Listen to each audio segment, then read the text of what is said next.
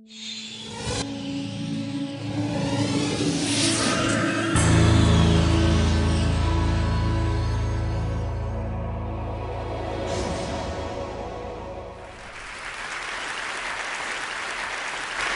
I'm a woman with chronic schizophrenia.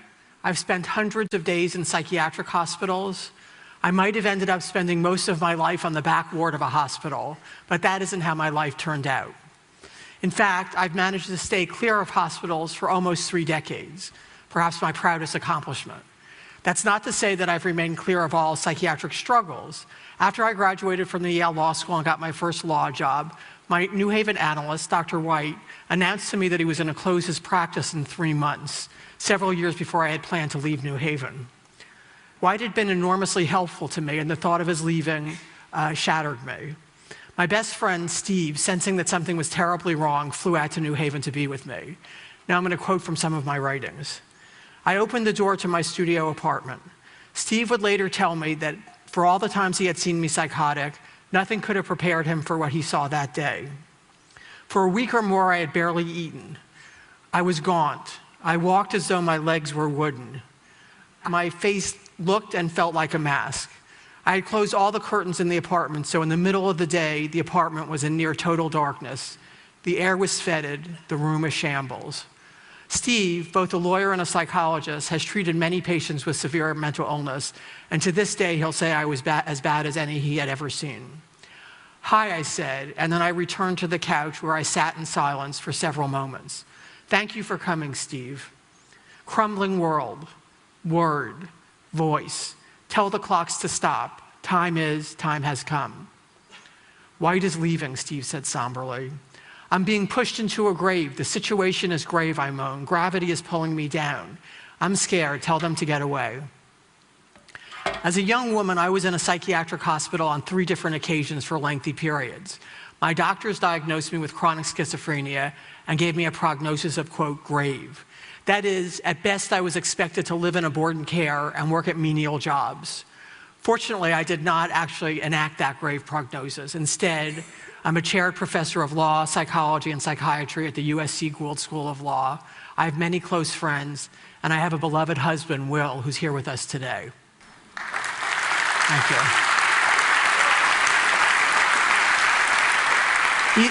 He's definitely the star of my show. I'd like to share with you how that happened and also describe my experience of being psychotic. I hasten to add that it's my experience because everyone becomes psychotic in his or her own way. Let's start with the definition of schizophrenia. Schizophrenia is a brain disease. Its defining feature is psychosis, or being out of touch with reality. Delusions and hallucinations are hallmarks of the illness. Delusions are fixed and false beliefs that aren't responsive to evidence, and hallucinations are false sensory experiences. For example, when I'm a psychotic, I often have the delusion that I've killed hundreds of thousands of people with my thoughts. I sometimes have the idea that nuclear explosions are about to be set off in my brain. Occasionally, I have hallucinations, like one time I turned around and saw a man with a raised knife. Imagine having a nightmare while you're awake. Often, speech and thinking become disorganized to the point of incoherence. Loose associations involves putting together words that may sound a lot alike but don't make sense. And if the words get jumbled up enough, it's called word salad. Contrary to what many people think, schizophrenia is not the same as multiple personality disorder or split personality. The schizophrenic mind is not split, but shattered. Everyone has seen a street person, unkempt, probably ill-fed, standing outside of an office building, muttering to himself or shouting.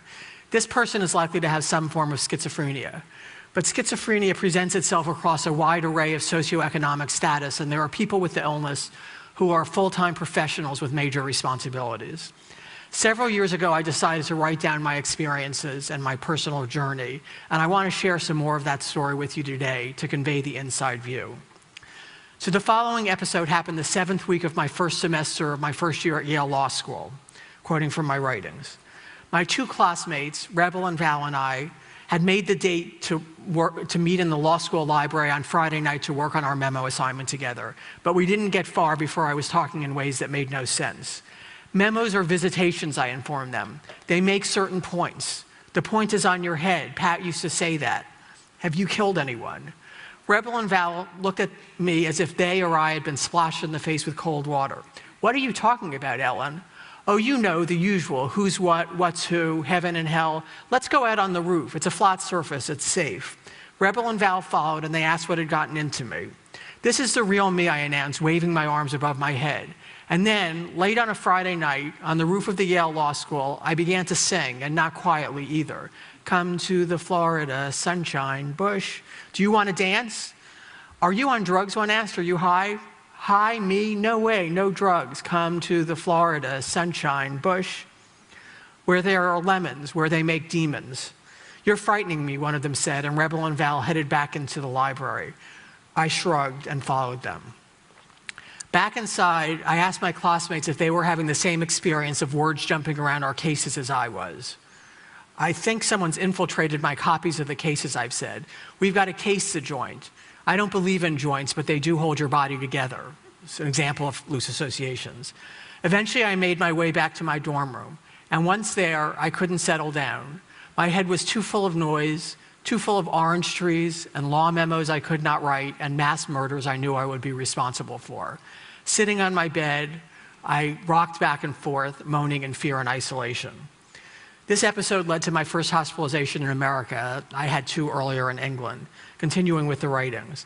The next morning, I went to my professor's office to ask for an extension on the memo assignment, and I began gibbering unintelligibly as I had the night before, and he eventually brought me to the emergency room.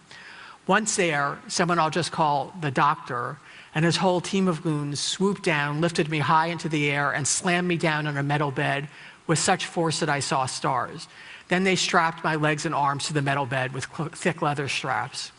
A sound came out of my mouth that I'd never heard before. Half groan, half scream, barely human, and pure terror. Then the sound came again, forced from somewhere deep inside my belly and scraping my throat raw. This incident resulted in my involuntary hospitalization. One of the reasons the doctors gave for hospitalizing me against my will was that I was, quote, gravely disabled. To support this view, they wrote in my chart that I was unable to do my Yale Law School homework. I wondered what that meant about much of the rest of New Haven. During the next year, I would spend 5 months in a psychiatric hospital. At times, I spent up to 20 hours in mechanical restraints. Arms and legs tied down, arms and legs tied down with a net tied tightly across my chest. I never struck anyone, I never harmed anyone, I never made any direct threats. If you've never been restrained yourself, you may have a benign image of the experience. There's nothing benign about it. Every week in the United States, it's been estimated that 1 to 3 people die in restraints. They strangle, they aspirate their vomit, they suffocate, they have a heart attack. It's unclear whether using mechanical restraints is actually saving lives or costing lives. While I was preparing to write my student note for the Yale Law Journal on mechanical restraints, I consulted an eminent law professor who was also a psychiatrist and said surely he would agree that restraints must be degrading, painful, and frightening. He looked at me in a knowing way and said, "Elyn, you don't really understand. These people are psychotic. They're different from me and you. They wouldn't experience restraints as we would." I didn't have the courage to tell him in that moment that no, we're not that different from him. We don't like to be strapped down to a bed and left to suffer for hours any more than he would. In fact, until very recently, and I'm sure some people still hold it, is the view that restraints help psychiatric patients feel safe. I've never met a psychiatric patient who agreed with that view. Today, I like to say I'm very pro-psychiatry, but very anti-force. I don't think force is effective as treatment, and I think using force is a terrible thing to do to another person with a terrible illness. Eventually, I came to Los Angeles to teach at the University of Southern California Law School. For years, I had resisted medication, making many, many efforts to get off. I felt that if I could manage without medication, I could prove that, after all, I wasn't really mentally ill. It was some terrible mistake. My motto was the less medicine, the less effective.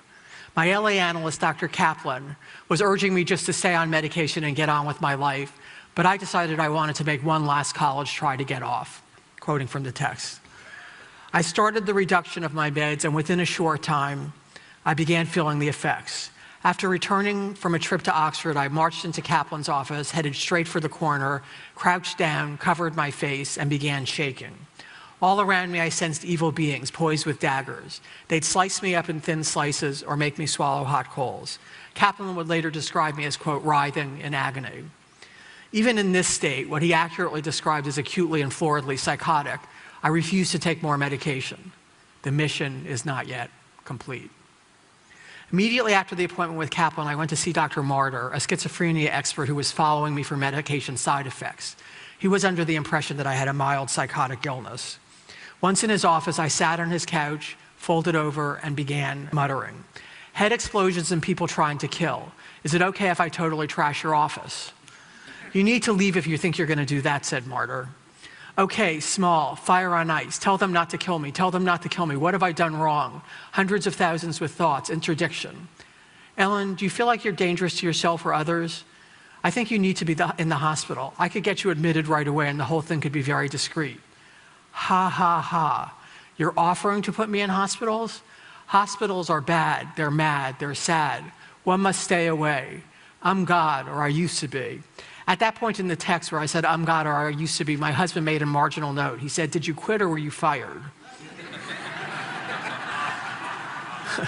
I give life and I take it away. Forgive me for I know not what I do.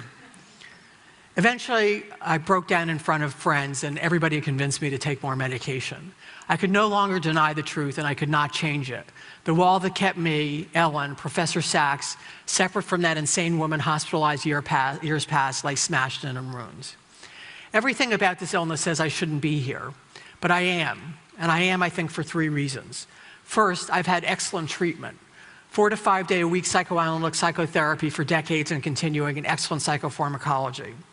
Second, I have many close family members and friends who know me and know my illness. These relationships have given my life a meaning and a depth, and they also help me navigate my life in the face of symptoms. Third, I work at an enormously supportive workplace at USC Law School. This is a place that not only accommodates my needs, but actually embraces them. It's also a very intellectually stimulating place, and occupying my mind with complex problems has been my best and most powerful and most reliable defense against my mental illness. Even with all that, excellent treatment, wonderful family and friends, supportive work environment, I did not make my illness public until relatively late in life. And that's because the stigma against mental illness is so powerful that I didn't feel safe with people knowing. If you hear nothing else today, please hear this. There are not schizophrenics. There are people with schizophrenia. And these people may be your spouse, they may be your child, may be your neighbor, they may be your friend, they may be your coworker. So let me share some final thoughts. We need to invest more resources into research and treatment of mental illness. The better we understand these illnesses, the better the treatments we can provide, and the better the treatments we can provide, the more we can offer people care and not have to use force. Also, we must stop criminalizing mental illness. It's a national tragedy and scandal that the LA County Jail is the biggest psychiatric facility in the United States. American prisons and jails are filled with people who suffer from severe mental illness, and many of them are there because they never received adequate treatment. I could have easily ended up there or on the streets myself. A message to the entertainment industry and to the press. On the whole, you've done a wonderful job fighting stigma and prejudice of many kinds.